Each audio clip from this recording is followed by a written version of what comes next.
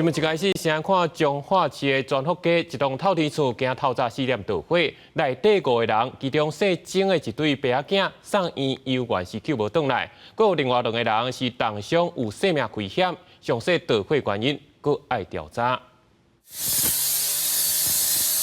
消防人员赶紧用破坏工具切割铁门、抽水线来灌救。彰化市全福街一栋4层楼透天面体，23号半暝4点41分左右发生火警。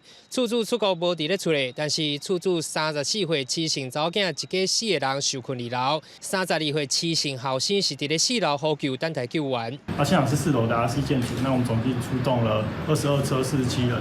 那抵达现场的时候，1楼已经冒出了火焰，那4楼有1名民众在待救。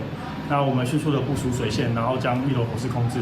消防队出动22车47人抢救，火势真紧就控制，而且将4楼的7人救出来。但是所涉火场却发现伫咧2楼后壁的房间有7姓女子，也有伊的先生张姓男子，也有因3岁后生甲7个月大的查某囝，4个人第一时间拢已经无呼吸心跳。民众讲起火迄当时有听到爆炸的声音，1楼有藏杂物。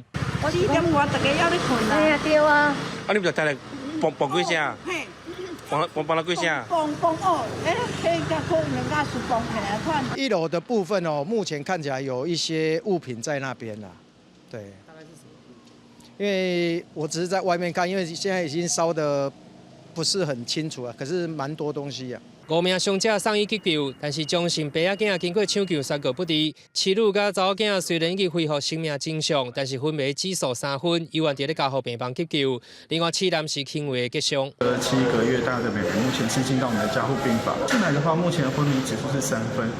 那我们抽血的话，发现她有严重的酸中毒，可能还是跟她在火场有一些一氧化碳跟那个心跳停止是有相关性的。年前发生悲剧，造成2死2命，唯一轻伤。